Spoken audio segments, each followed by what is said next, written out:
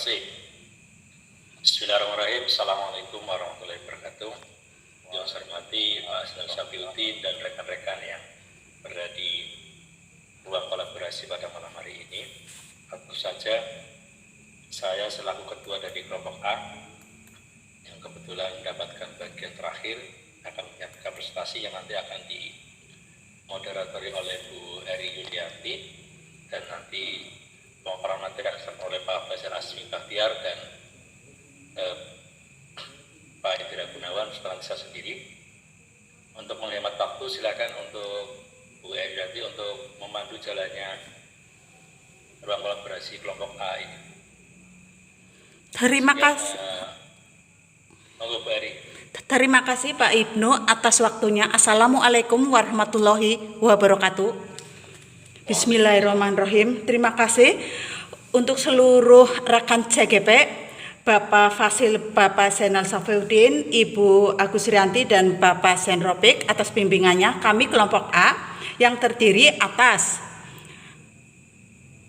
Bapak Ibnu Hasan dari Kecamatan Larangan sebagai ketua, Bapak Indra Gunawan dari Kecamatan Tanjung, Bapak Faisal Asmi Bahtiar dari Losari, dan saya sendiri Eri Yulianti sebagai moderator. Kami dari 4 kecamatan yang berbeda akan menyajikan 7 kekuatan yang ada di kecamatan tersebut, yaitu Bolakamba, Larangan, Tanjung, dan Losari. Monggo silakan Bapak Indra Gunawan dan Bapak Faisal Asmi Bahtiar.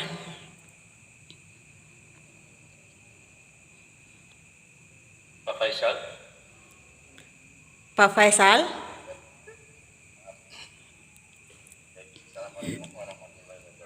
Waalaikumsalam warahmatullahi wabarakatuh. Assalamualaikum.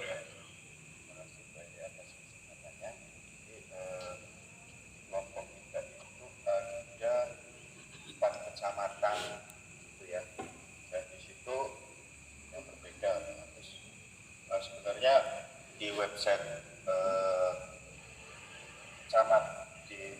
kecamatan itu udah ada buku modul yang di dalamnya diterbitkan oleh Badan Pusat Statistik seperti itu ya, yang tadi sudah salah satunya Losari itu udah ada tadi dibahas sama Mas Dwi.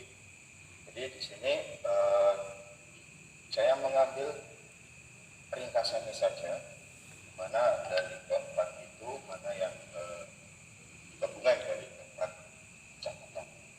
Untuk modal manusia itu terdapat pemerintah dengan pelayanan baik itu kecamatan maupun desa yang dapat diakses dengan baik oleh warga. Kemudian untuk urusan pendidikan ada Korwilcam di tiap kecamatan.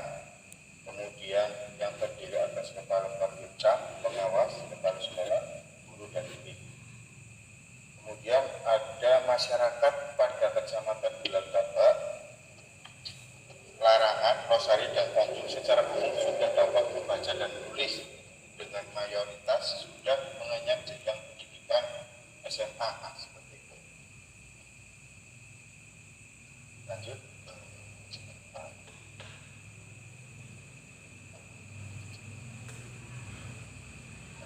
Baik ya, lanjut.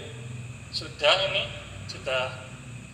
Kemudian saya pekerjaan masyarakat di Kecamatan Bolakamba, Larangan, Losari, dan Tanjung sangat beragam, di mana sebagian besar bekerja pada sektor informal perdagangan, pertanian, dan buruh, dengan sebagian kecil bekerja pada sektor formal PNS dan TNI Polri seperti itu ya.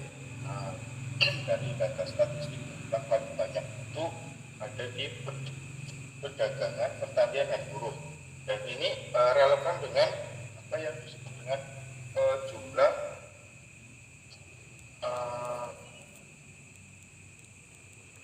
sekolah terakhir, di mana di kecamatan ini sebagian besar itu juga adalah tamatan SD seperti itu. Yang paling dominan. SDM sudah open minded atau dapat menerima pembaharuan. Masyarakat memiliki kreativitas dan keterampilan yang beragam, itu bisa dilihat dari pekerjaannya ya. Di situ ada pedagang, petani, buruh, PNS, TNI, Polri, ada sebagian kecil yang bekerja sebagai seni seperti itu, tapi bisa hitung orang. Kemudian yang terakhir adalah masyarakat memiliki kecamatan dalam wirausaha. Selanjutnya Pak Indra. Yang kedua adalah modal sosial, di mana di modal sosial ini komunitas pemuda Kecamatan Bulakamba, Larangan, Losari, dan Tanjung memiliki untuk pemuda-pemudanya yang disebut dengan Karang Taruna. Nah, di sini kegiatan utamanya adalah bakti sosial dan kegiatan lain yang fungsinya sebagai penghubung informasi antara dari kabupaten dengan pemuda di lingkungan sekitar. Kemudian ada juga pemuda Pancasila, juga memiliki pengumuran yang hampir sama dengan tugas utamanya adalah bakti sosial dan pengamat pelaksanaan kegiatan di kecamatan Bulakamba, Larangan, Losari, dan yang C, dalam bidang keagamaan terdapat komunitas-komunitas yang terbentuk seperti Ikatan Pemuda Muhammadiyah, kemudian ada Belajar NU, Remaja Masjid, kemudian ada karate, dan lain sebagainya. Selanjutnya masih dalam modal sosial, di mana dalam bidang pendidikan terdapat kelompok kerja guru di lingkup sekbid dan kecamatan. Kemudian ada juga baru-baru ini membuat apa yang disebut dengan KKG Kabupaten yang diprakarsai oleh beberapa guru di kecamatan Bulakamba, Larangan, dan Losari. Dan ada lagi MGMP dan PGNI. Khusus untuk wilayah Losari terdapat lembaga kursus mengemudi dan kursus bahasa asing yang dapat menyerap SDM Kecamatan Losari sebagai tenaga kerja di luar negeri. Nah, ini dalam lingkup pendidikan biasanya kita dimanfaatkan sebagai bahan motivasi anak agar mau belajar seperti itu, belajar berbahasa lah, belajar untuk apa-apa yang nantinya untuk kegiatan kursus. Sedangkan untuk wilayah Kecamatan Bulakamba terdapat LKP Hadita yang melatih tenaga ahli produksi sepatu untuk disalurkan di pabrik sepatu di wilayah Kabupaten Brebes. Yang terakhir, yang ke-F adalah hubungan yang harmonis sekolah dan masyarakat juga terjalin dengan baik dan selalu berkolaborasi dalam hal pendidikan. Selanjutnya, Pak. Nah, kerjasama antar pemerintah dengan kecamatan dengan beberapa perseroan terkait dengan pemanfaat lahan dan penyerapan SDM di lingkungan Losari juga dilakukan juga memajukan daerah. Jadi di sini di Losari ada terdapat wilayah perkebunan tebu yang dilakukan kerjasama dengan pabrik tebu di Kuningan. Kemudian beberapa pabrik PT di daerah Losari juga menyerap sebagian besar dari warga di sekitar Losari dijadikan karyawan. Secara umum, norma dan aturan yang di dalamnya mengatur pola perilaku warga termasuk kepercayaan dan jaringan antar masyarakat sama dengan daerah lain seperti itu ya. Jadi untuk norma-norma dan aturan itu sama dengan daerah lain tentang perilaku kita terhadap orang tua, kemudian tentang norma kesopanan dan lain sebagainya itu sebagian besar sama. Selanjutnya untuk yang ketiga adalah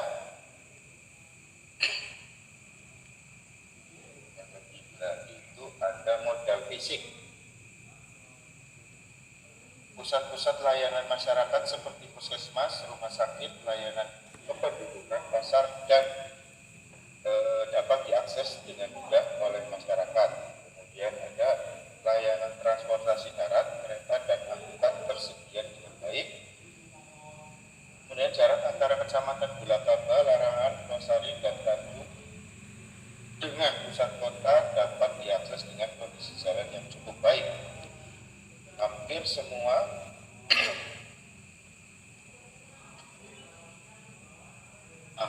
hasil pertanian dan perkebunan dapat didistribusikan dengan baik melalui akses jalan tersebut.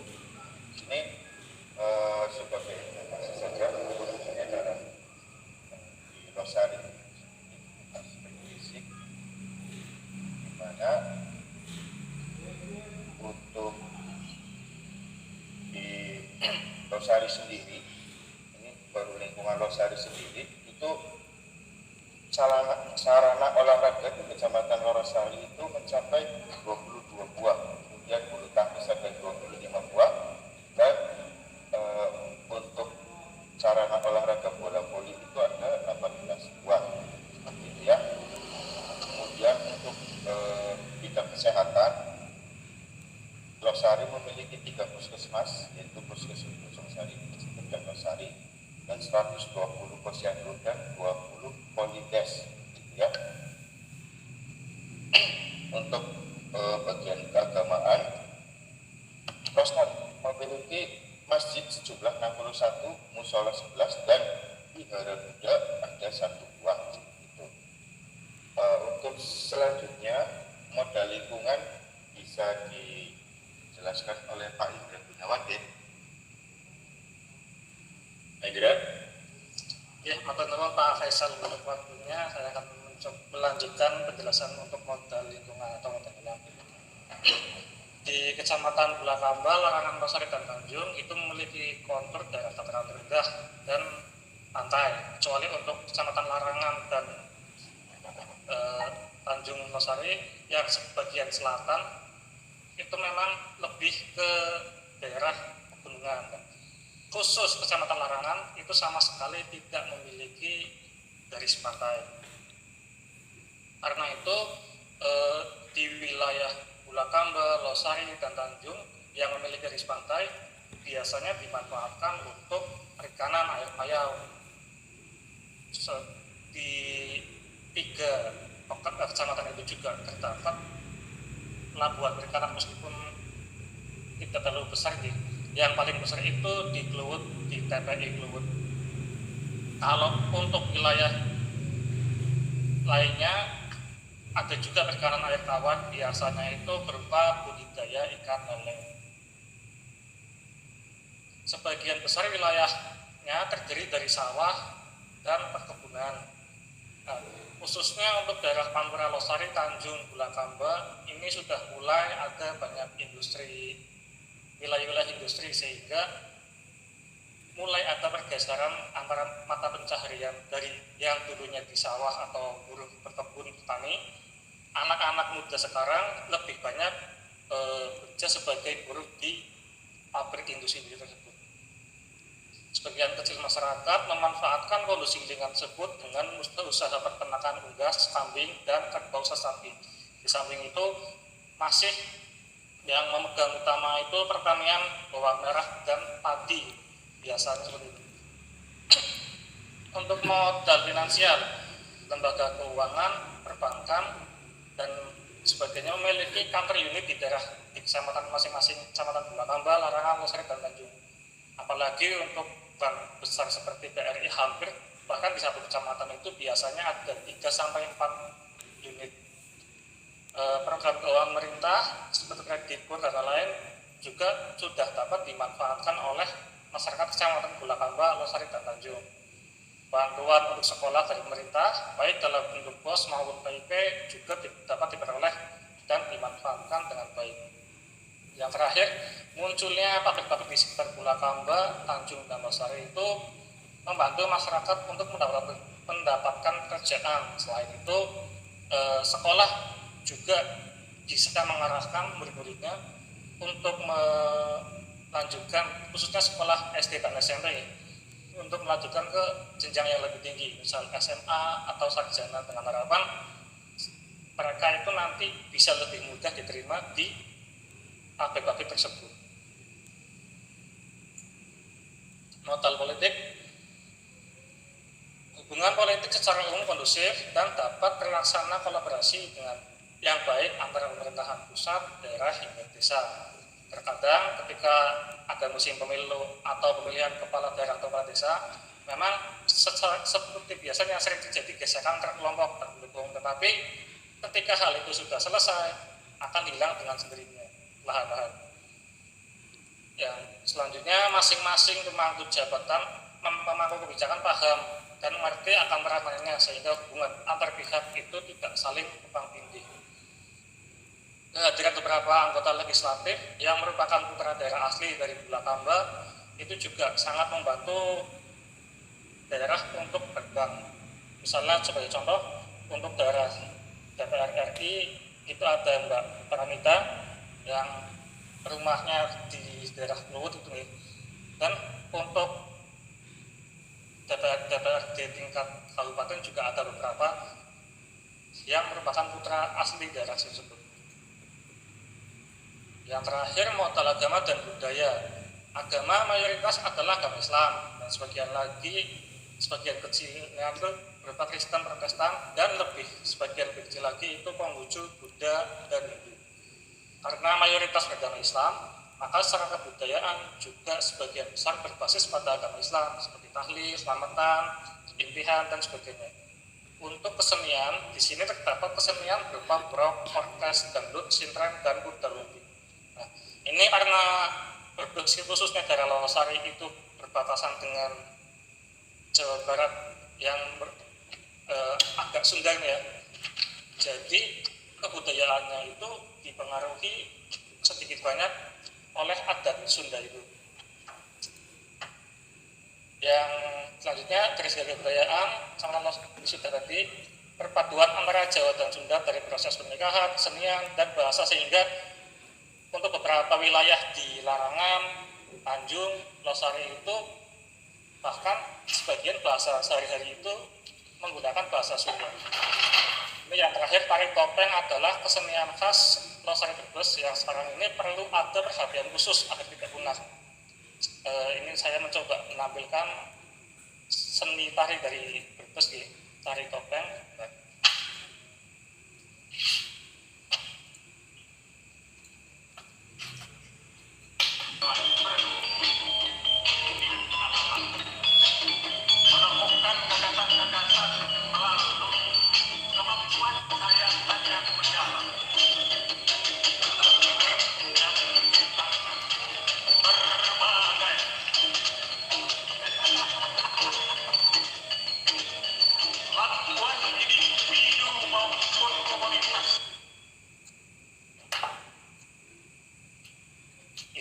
Dengan adanya kesenian tersebut, kita juga sekolah itu juga bisa memanfaatkan untuk unjuk kemampuan mereka dalam baik itu tingkat kabupaten, bahkan mungkin nasional kalau memang kita benar-benar serius. Untuk data-data secara realnya itu kita bisa akses di website yang sudah saya berikan di chat tersebut.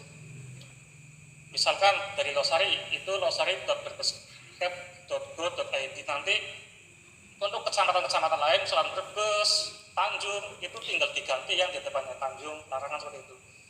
Sebagai contoh, ini saya tampilkan.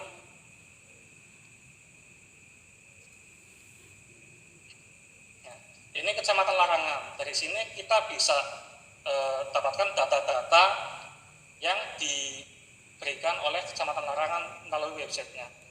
Ada camatnya Pak Eko Supriyanto, ini berita-berita kecamatan dan galeri-galerinya.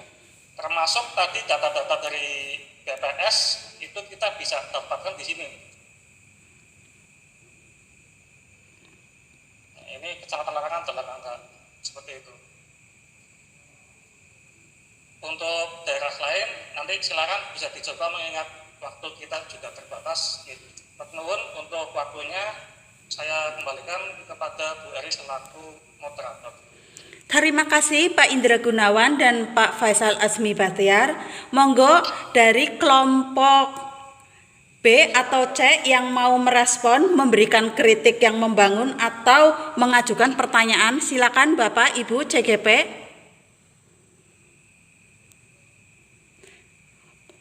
Silakan Ibu Rianti. Terima kasih atas waktunya Nggih, Bu, pada monggo. kelompok A. Saya ingin menyampaikan pertanyaan. Tadi telah disampaikan ada 7 modul bagi pemimpin dalam pengelolaan sumber daya. Yang ingin saya tanyakan adalah apakah di dalam pengelolaan sumber daya, terutama yang di sekolah itu, kita dapat menggunakan pendekatan pengembangan komunitas berbasis aset? Itu pertanyaannya, Bu. Terima kasih. Betul dari Bu Rianti.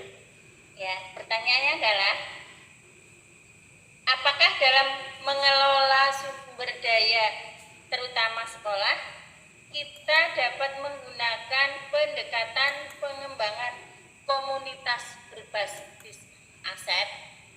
Terima kasih. Assalamualaikum warahmatullahi wabarakatuh. Waalaikumsalam warahmatullahi wabarakatuh. Monggo, ada yang mau menjawab, Pak Indra atau Pak Faisal?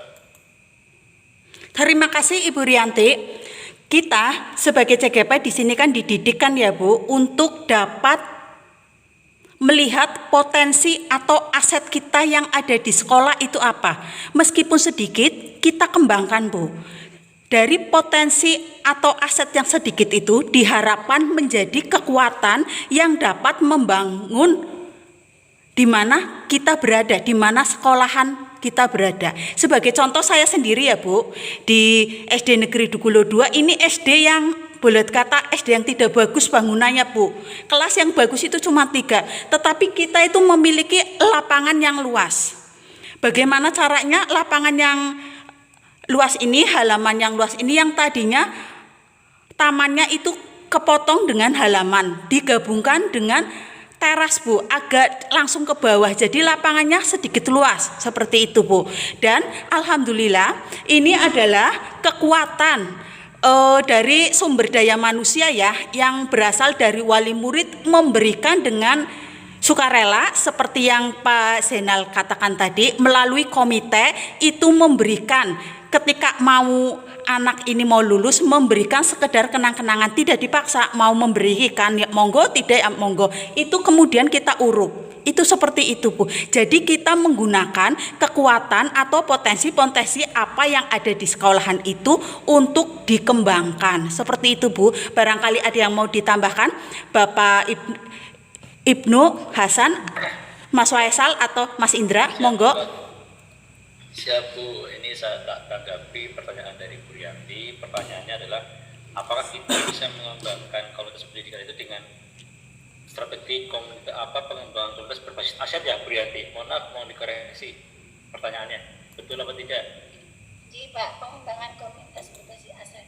Iya, sebenarnya yang pertama bahwa setelah kita memetakan 7 aset yang kita miliki, ada 2 pendekatan sebenarnya yang bisa dilakukan. Yang pertama adalah pendekatan berbasis kekurangan atau masalah, dan yang kedua adalah pendekatan berbasis aset atau kekuatan, atau dalam bahasa Arabnya, dalam bahasa Inggrisnya asset based thinking gitu loh. Nah, maka kalau yang ditanyakan Bu Rianti, apa kita bisa menggunakan? Justru malah yang kita lakukan itu adalah pengembangan dari 7 aset yang telah dipaparkan itu atau yang kita miliki itu, kita menggunakan pendekatan berbasis aset atau kekuatan. Karena apa? Manakala kita fokusnya pada kekuatan, pada potensi yang kita miliki, maka akan muncul bagaimanakah mengembangkan potensi-potensi yang kita miliki ini dalam rangka meningkatkan potensi peserta didik yang ada di lingkungan sekolah, atau dalam rangka meningkatkan potensi yang ada di sekolah kita. Itu seperti itu. Justru artinya kalau jawabannya, pertanyaannya apakah bisa, bukan bisa lagi, malah justru yang kita upayakan itu adalah pendekatan berbasis asetnya atau kekuatannya Bu Rianti. Makanya dari paparan yang tadi disampaikan oleh kelompok A, B, dan C itu, kita adalah memaparkan aset yang kita miliki. Maka dari situ kita bisa mengambil suatu hikmah bahwa kita diarahkan untuk mengembangkan atau berfokus pada aset-aset yang kita miliki, yang bisa kita gunakan untuk mengembangkan stakeholder atau sekolah yang kita pimpin. Itu seperti itu Bu Rianti. Nggih, Pak, matur nuwun. Boleh ditambahkan lagi Bu Rianti, pengembangan berbasis aset ini berarti kita berbasis pada kekuatan yang kita miliki, membayangkan akan masa depan yang baik gitu ya Bu, dan kita itu dapat merencanakan berdasarkan visi dan misi sekolah kita Bu, seperti itu Bu. Dan otomatis dapat melaksanakan program-program yang sudah ada di visi dan misi tersebut, baik program jangka panjang maupun jangka pendek, seperti itu Bu Rianti. Terima kasih.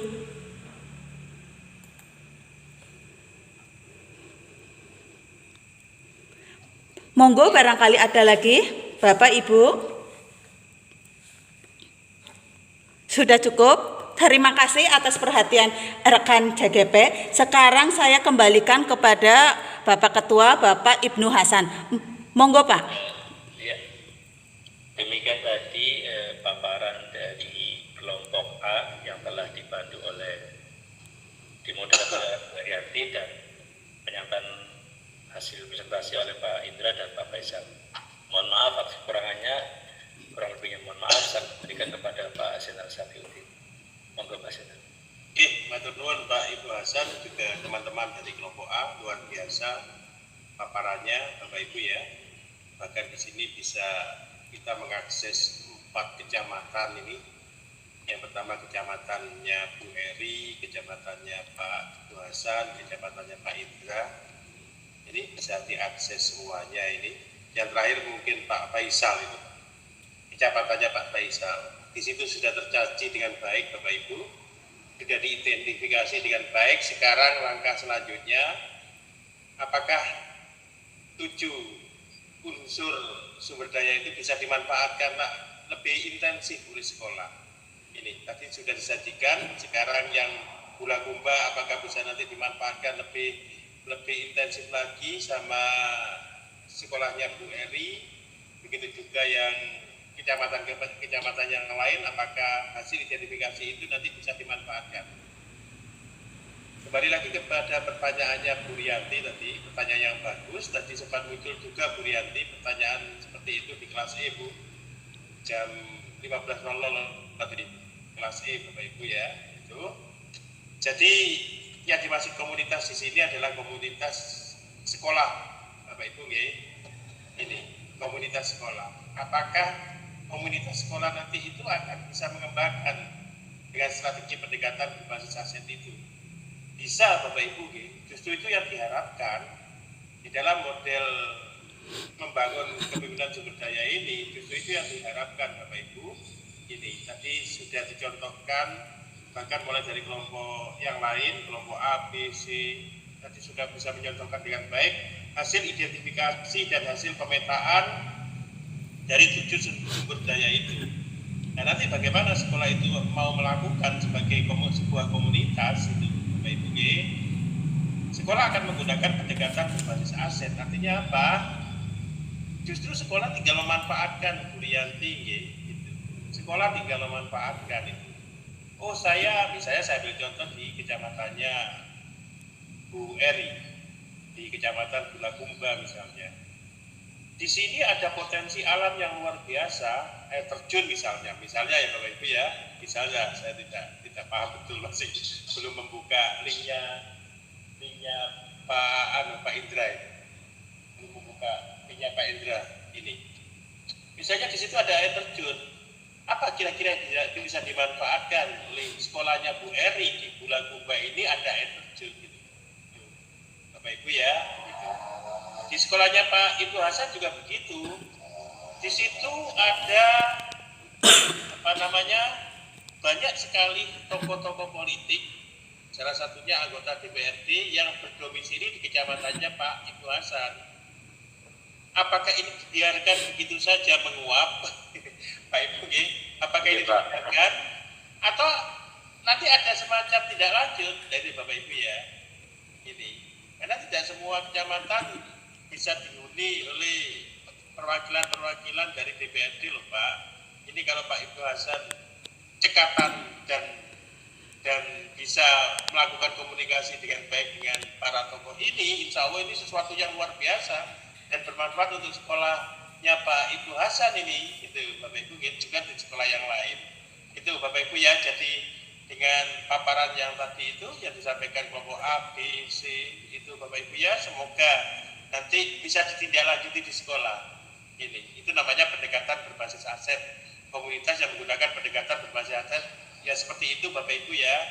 Ini tadi sudah dipaparkan dengan baik, dipetakan dengan baik, diidentifikasi dengan baik. Sekarang mohon semakin diperkuat itu, semakin bisa sekolah itu mengambil manfaat itu Bapak Ibu ya, sehingga tidak hanya sekedar menguap begitu saja tanpa ada manfaat yang bisa diambil oleh sekolah. Itu tujuan dari ruang kolaborasi ini Bapak Ibu, tujuannya seperti itu. Jadi sekarang tergantung sekolah bisa memanfaatkan atau tidak. Karena kadang-kadang begini loh Pak, di situ potensinya luar biasa, sumber dayanya luar biasa, tetapi tidak diapa-apakan oleh sekolah Bapak Ibu ya. Ini sungguh sangat sangat rugi sekali kalau sekolah tidak bisa memanfaatkan. Ini Bapak Ibu ya, jadi begitu. Terima kasih atas paparannya A, B, dan C yang luar biasa Bapak Ibu. Ini mohon nanti difinalisasi kembali untuk kelompok A, B, C. Kalau memang sudah tidak ada revisi, tidak ada perbaikan, monggo segera diunggah di LMS Bapak Ibu.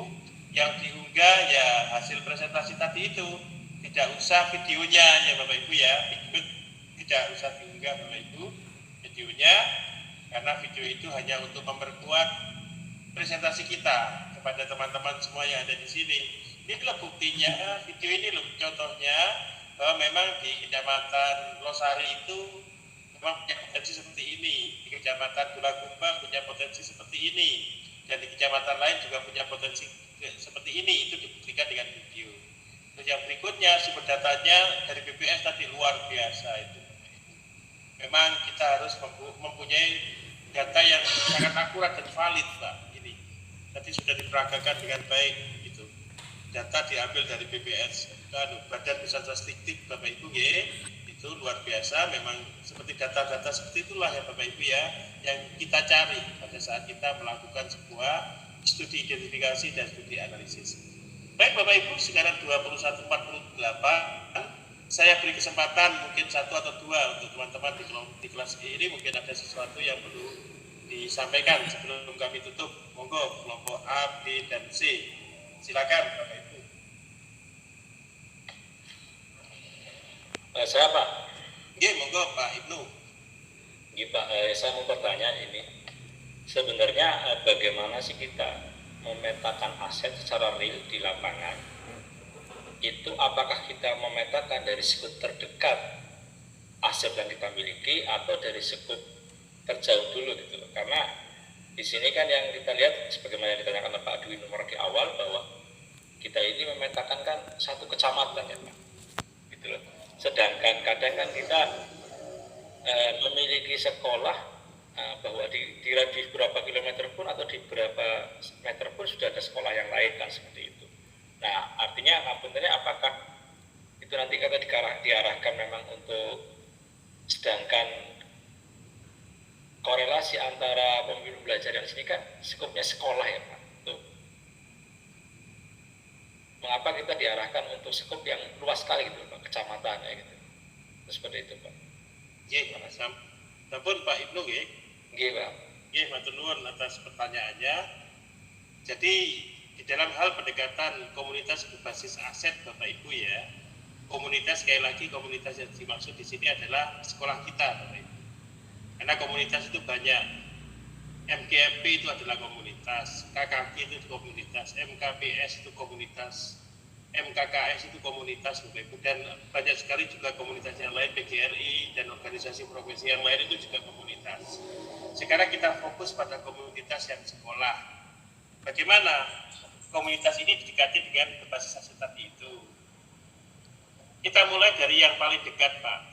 Betul sekali yang disampaikan Pak Ibnu tadi, dari yang paling dekat jangan yang paling jauh.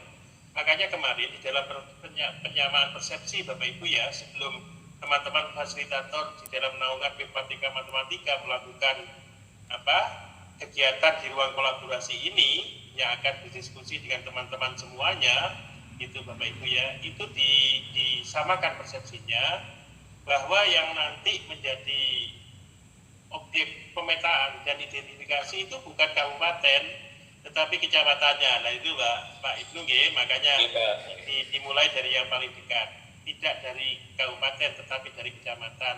Ini bahkan kemarin saya setuju sekali dengan usulan Pak Faisal itu, dimulai dari desa. Itu malah semakin bagus Pak Faisal nggih, karena kebetulan kalau di tingkat sekolah dasar PAUD dan TK itu kan kebanyakan teman-teman di sekolah itu kan domisilinya itu lebih dominan di desa kan gitu Bapak Ibu ya. Mungkin kalau SMP, SMA, SMK itu baru tingkat kecamatan itu Pak Ibu.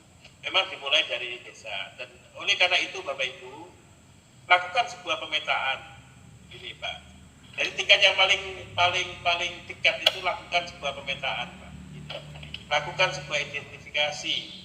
Misalnya kalau tadi katanya Pak Faisal di desa A misalnya, ini kira-kira 7 unsur itu yang ada apa saja yang kira-kira ada keterkaitan dan kemanfaatannya untuk sekolah.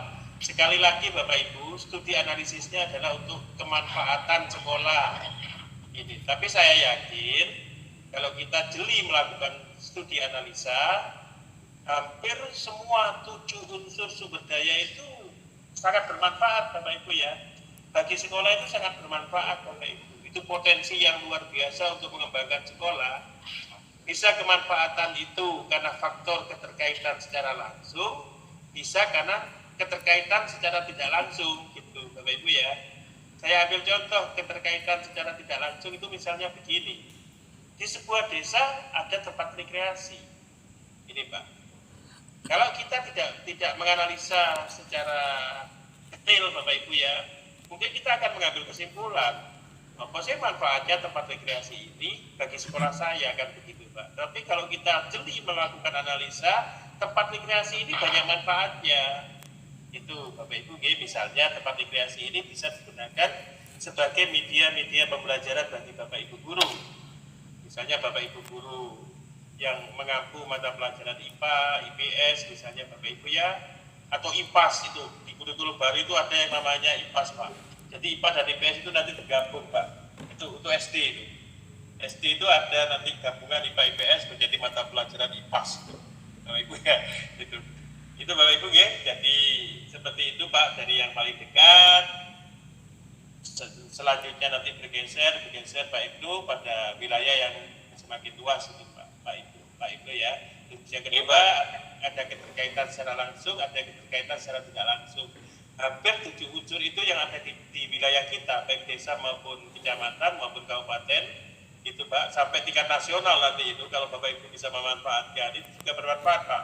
Untuk kemanfaatan sekolah itu juga bermanfaat, apalagi sekarang terkenal dengan sistem digitalisasi ya Pak, transformasi itu.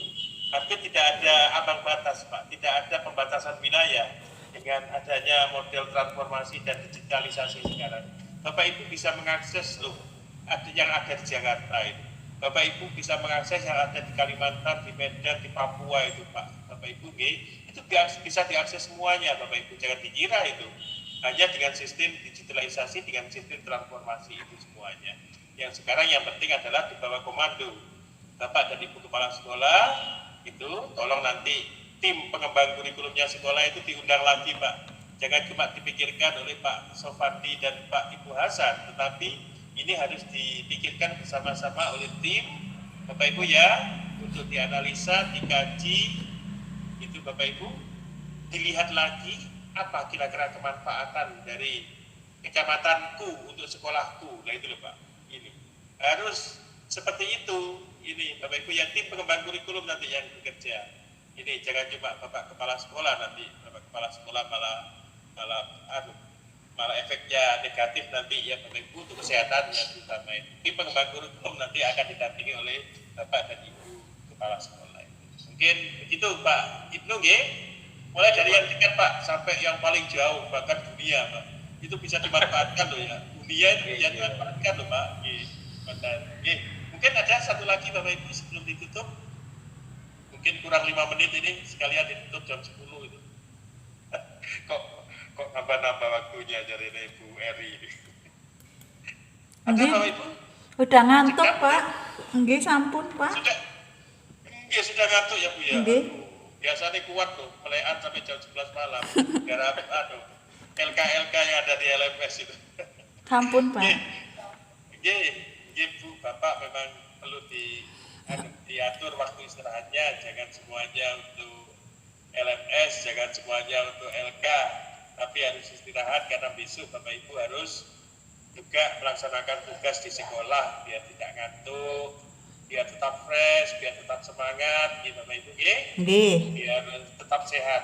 Baik Bapak Ibu, kalau memang dirasa sudah cukup pertemuan pada malam hari ini, sekali lagi kalau memang sudah dianggap final tadi yang disampaikan, segera diunggah di LMS sehingga Bapak Ibu bisa nanti menyiapkan untuk kegiatan-kegiatan berikutnya. Insya Allah setelah MK ini kan refleksi terbimbing kalau nggak salah Bapak Ibu ya, itu walaupun di situ tidak ada tugas, mungkin di situ Bapak Ibu akan mengomentari teman-teman yang lain Bapak Ibu minimal 2 orang itu agar LMS Bapak Ibu tercentang biru itu nanti.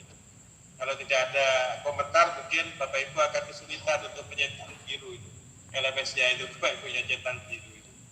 Oke Bapak Ibu, begitu mungkin sementara pertemuan pada malam hari ini. Sekali lagi terima kasih atas kehadirannya di ruang virtual ini. Mohon maaf atas segala kehilafan, kesalahan dan kekurangan dari saya Bapak Ibu ya. Saya ini, Assalamualaikum warahmatullahi wabarakatuh. Waalaikumsalam warahmatullahi wabarakatuh. Waalaikumsalam warahmatullahi wabarakatuh. Matur nuwun Bapak. Terima kasih, Pak. Matur nuwun Bapak.